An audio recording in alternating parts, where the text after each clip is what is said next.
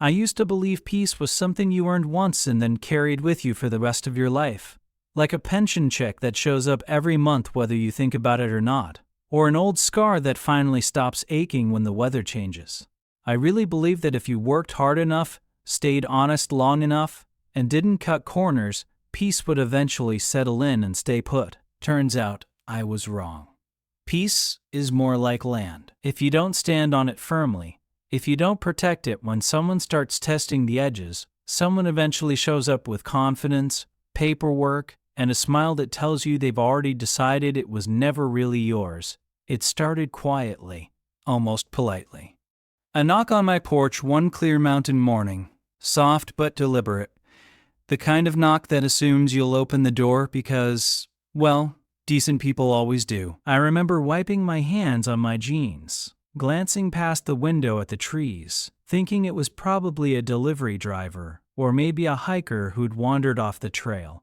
When I opened the door, there stood a woman I'd never seen before, sunglasses bigger than her face, hair perfectly set, not a strand out of place, clipboard pressed against her chest like it gave her authority just by existing.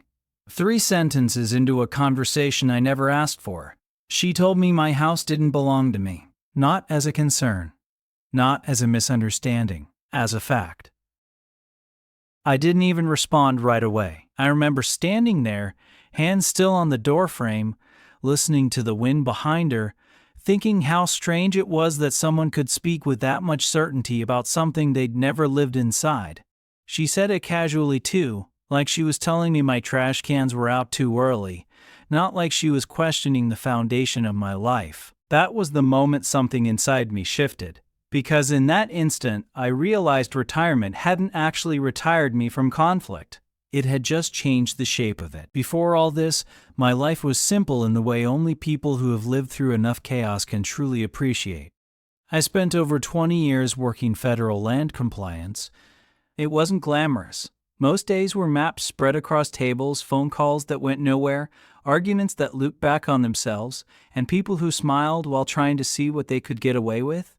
If you've never dealt with land disputes, let me tell you this straight. Nothing exposes human nature faster than dirt with money attached to it. I watched developers swear maps were wrong while pointing at them with a friendly smile. I watched survey pins accidentally disappear overnight. I watched paperwork get twisted, stretched, reinterpreted like scripture when profit was involved. It wears you down quietly year after year until you stop wanting to win and start wanting silence. By the time I retired, I didn't want authority or influence anymore. I wanted quiet that couldn't be negotiated away by someone louder than me. So, I bought land. Real land. Hillside outside a small Colorado town most people only pass through without noticing. 40 minutes from the nearest grocery store. Far enough that convenience didn't follow you home. 19 acres of pine, rock, wind, and space. I didn't rush the purchase. I pulled records going back decades. Old plats, newer surveys, handwritten notes from county archives that smelled like dust and time. I cross-checked everything twice, sometimes 3 times. I paid for redundancy, because experience teaches you one thing. If trouble ever comes, it won't come empty-handed. It'll come carrying paperwork and confidence. Then I built a house that made sense to me. 2 stories, timber beams, a wraparound porch because I like walking while I think, a workshop underneath because idle hands get restless. Nothing flashy, nothing loud, just solid, honest construction. The kind of house you build when you're not trying to impress anyone, when you're planning on staying. Every board had a reason. Every window faced something I wanted to look at. I even planted trees knowing I might not see them fully grown, and somehow that felt right. And for a while, it worked.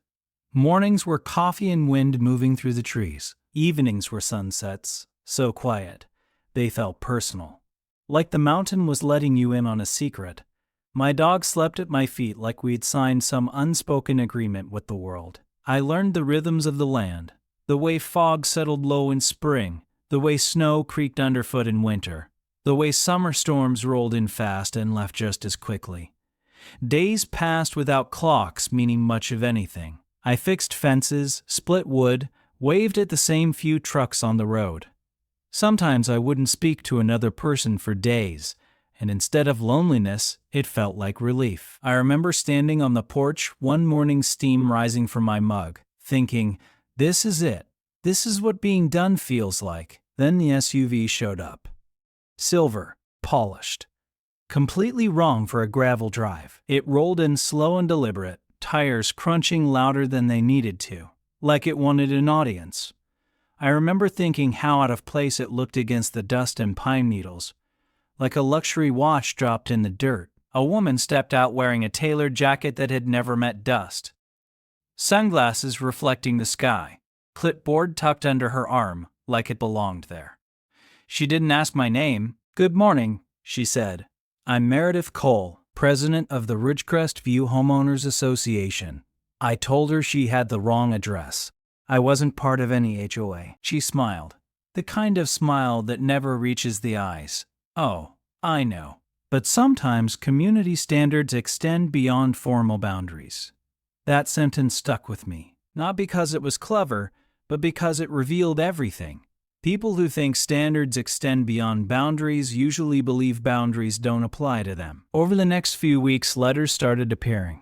Complaints about my garage door color, my fence height, the visibility of my workshop roof at sunrise, all written in polite, expensive language, all from an HOA I didn't belong to. I laughed at first, burned them in the fireplace, figured she'd get bored and move on to someone easier. People like her usually do. She didn't. The letters got longer, sharper, less neighborly, more legal. The tone shifted from suggestion to accusation. Fines were mentioned. Liens hinted at. I started noticing things then. Cars slowing near my driveway. People walking the ridgeline a little too close to my boundary. Once, I found fresh dirt piled where there shouldn't have been any. Another time, a boundary marker looked off. At the time, I told myself not to jump to conclusions. Experience had taught me patience, sometimes too much of it. Then one morning she came back, this time with a young man in a suit that didn't fit quite right, holding a folder like it weighed more than it should. You've been served, he said, eyes fixed on the ground. Inside was a claim accusing me of encroaching on HOA land. The so-called map was nothing more than a Google Earth screenshot with crooked red lines drawn across it. No coordinates, no stamps, no authority. The kind of thing that looks official if you don't know what you're looking at, and insulting if you do. Meredith stood there calm, too calm. You built on community land, she said. We're offering you a chance to resolve this amicably. I laughed, but slower this time. Because confidence like that doesn't come from confusion. It comes from believing no one will push back. That afternoon, I walked my boundary with a GPS unit I trusted more than most people, and that's when my stomach dropped. A boundary pin wasn't missing. It had been moved, reset cleanly, then another, and another. All shifted in the same direction. That's not an accident. That's intent.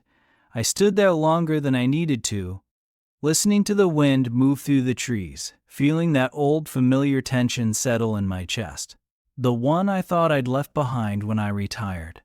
Someone wasn't just testing my land, they were testing my patience, daring me to be tired enough to walk away. I brought in an independent survey crew, quiet professionals, no opinions, no drama. They moved across the land like surgeons, measuring, checking, confirming. By noon the next day, they confirmed what I already knew in my gut. Meredith's pool, patio, guest house, nearly an acre of it, sat squarely on my land, and the markers had been deliberately altered. That's when the story stopped being just mine. Neighbors started coming forward quietly. An older rancher down the road told me he'd had run-ins with the HOA years earlier, said he'd paid just to make them go away because he didn't have the energy to fight anymore. A young couple admitted they'd been fined into silence. Another neighbor sent security footage of landscapers at dawn moving pins. A college kid who flew drones as a hobby showed me time-lapse footage spanning 2 years. Her property didn't appear overnight. It crept, slowly, inch by inch, concrete by concrete. Every few months, a little farther downhill, like the land was being stolen in installments, hoping no one would notice until it was too late. She knew. She had always known. I filed everything by the book. County records, cease and desist letters, encroachment notices. No threats, no shouting. Just facts. Nights were long then. A lot of sitting at the kitchen table with paperwork spread out, coffee going cold, my dog watching me like he could tell something fundamental had shifted. I replayed old cases in my head, remembered how many times people like Meredith won simply because the other side got tired first. I thought about walking away more than once. Thought about selling. Thought about starting over somewhere quieter. Then I remembered, this was already the quiet, and I wasn't the one who broke it. And then, because arrogance hates sunlight, I posted one sentence online: if you're accusing someone of stealing land, make sure your house isn't built on theirs.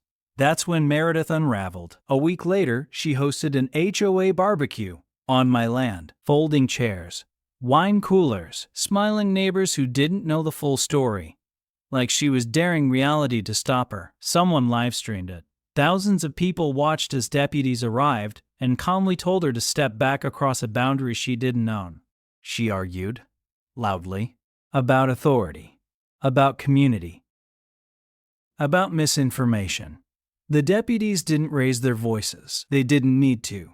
The courtroom felt colder than the mountain air. Meredith's lawyer blamed paperwork, blamed developers, blamed misunderstandings. I didn't argue. I didn't need to. I handed over surveys, footage, permits, emails, even a voicemail where she said, "Keep pushing him, he'll fold." The judge didn't raise her voice when she ruled. She didn't need to. Her words were careful, precise, final. Everything built on my land had to be demolished. Meredith was fined heavily. The HOA was audited. The silence afterward felt heavier than shouting ever could. Months passed. Liens stacked up. Demolition cost loomed. Meredith's house went into foreclosure. Nobody wanted it. Too much baggage. Too much truth attached to it. I bought it at auction for less than the cost of her pool. I didn't feel victory. I felt something quieter. Closure. I didn't move in. I didn't celebrate. I tore down what never belonged there and rebuilt something better. A quiet retreat. A place for veterans who needed space to breathe again. No rules. No committees. Just land being used honestly the way it should have been from the start. Sometimes I walk the ridge at sunset and think about how close I came to walking away instead of standing my ground. About how easy it would have been to let someone louder win. About how many people give up pieces of their peace because they're tired because they don't want the fight, because someone with confidence tells them they're wrong. So here's what I want to ask you. When power oversteps, when communities turn into kingdoms, when silence feels easier than resistance, where do you draw your line? Tell me in the comments. Was I right to fight this? Or should I have walked away and let it go?